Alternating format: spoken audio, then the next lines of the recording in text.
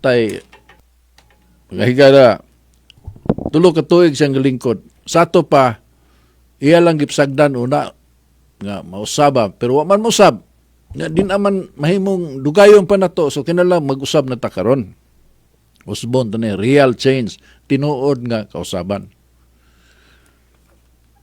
kanang tulo ka tuig manager ka nga gakalat ka fire out na ka ana di ka magdugay manager ka sa Sibianan istasyon ni abtang kag tulo ka tuig unya wa kay agi pero autor nga sa kompanya tinuod na unya tulo ka tuig presidente kinadak ang korporasyon sa nasod Republic of the Philippines natuog sa pansitan tanawa ra ni mga gipanghinganlan maifip pagka maldito na lang baga gignaong mga kongresista na to nabusog manggod busog mga higala dinila sa Cebu gikan sa 2023 hangtod sa 2025 billions mga higala kinadakan ang 7 district 14 point something billion ang kwarta sa nasyonal mipaingon dito sa ikapito nga distrito ano na paingon kwarta ha billion with S billions sa tulo ka tuig dinhi sa Cebu north and south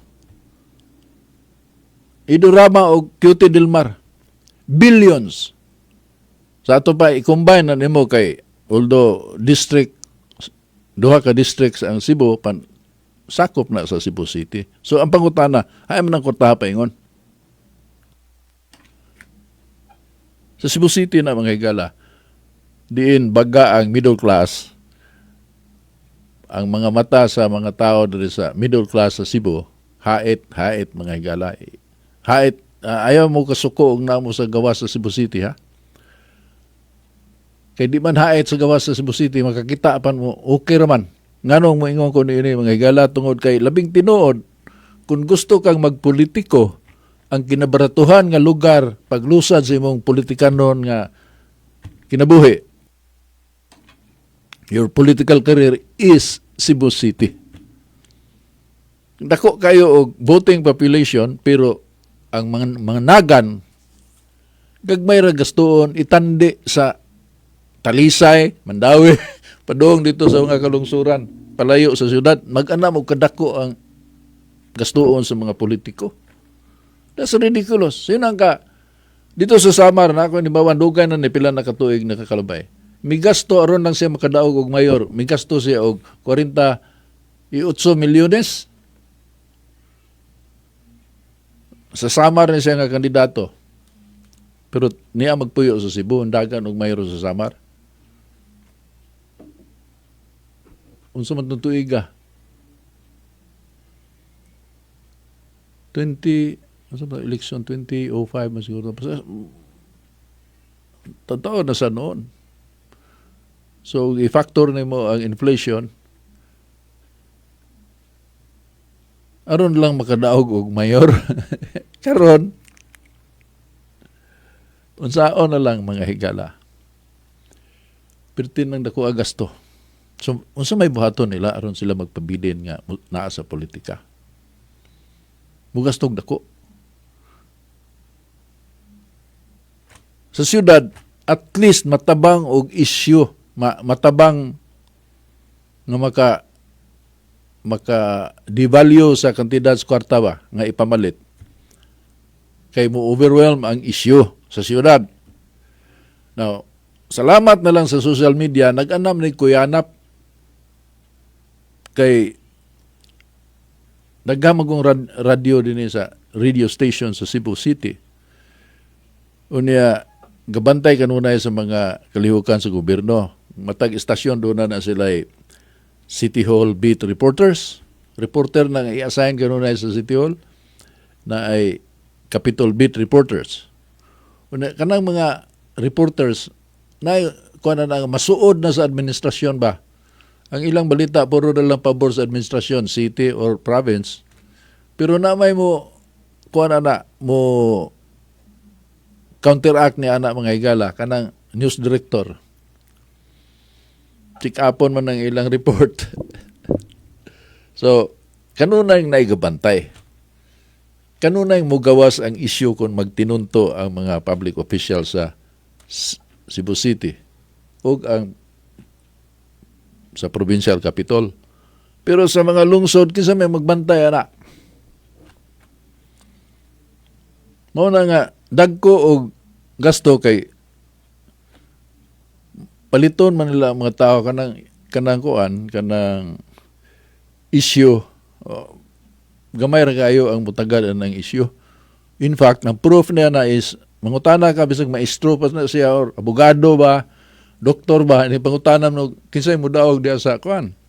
Example lang kita, di ni tinuod ha. Example lang na panalitan, magisugod na tagkuan ba. Kinsay mo daog diha sa Minglinilla. Batok ni Alex o ni Puloy. Kinsay mo daog si Puloy or si Alex. Ang tubag ni anak mga higala moingon ko doktor ha.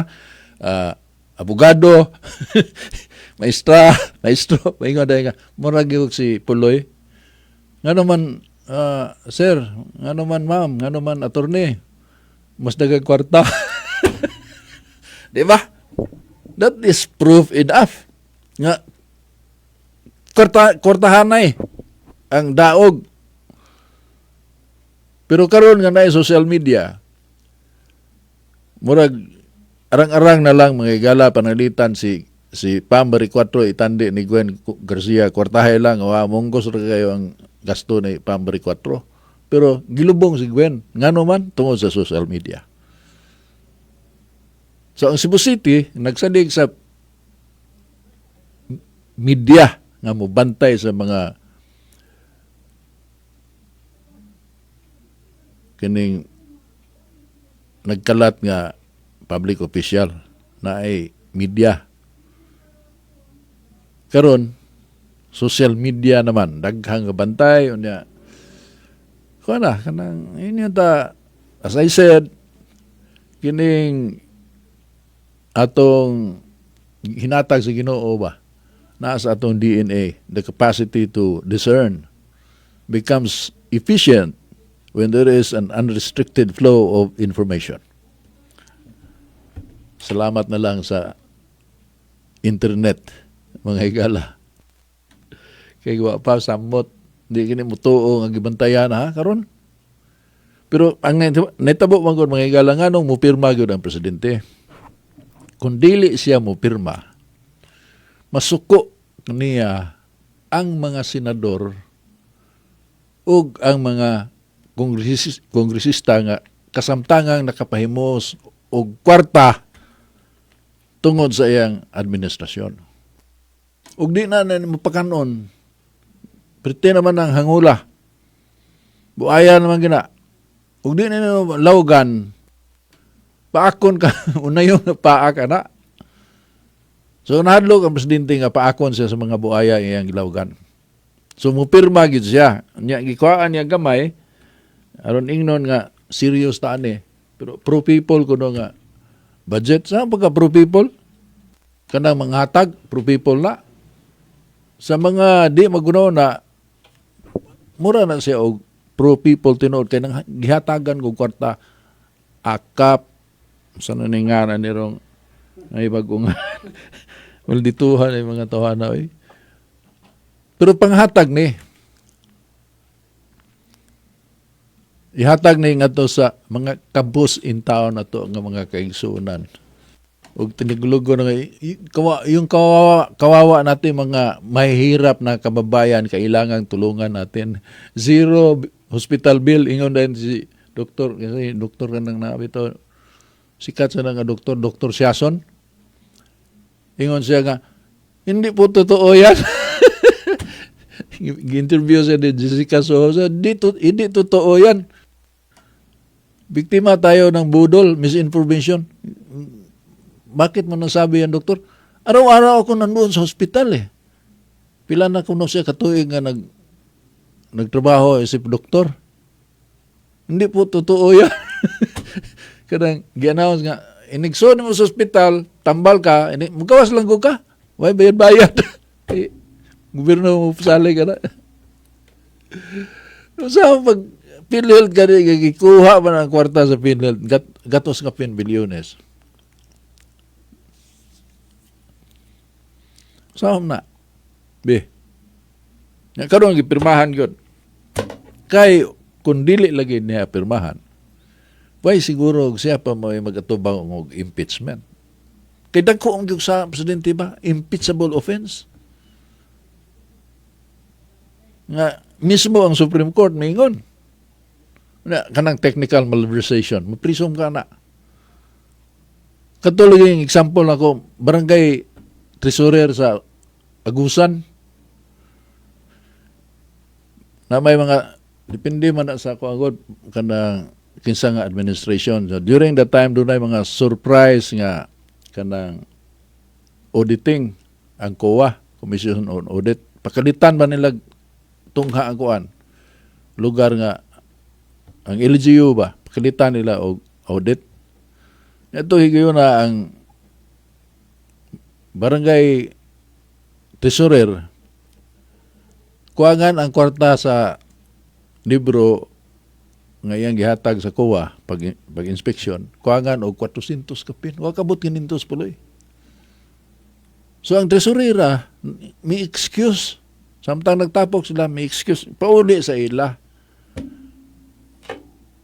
Nagkuha kwarta. Nagbalik, yan ang gitaplan og ang katong kuwang nang huwam siguro taon, kung na ba siya gitaguan sa ila, basta kay 500 kuha sa 500. Di naman siya na malversation naman. Na priso.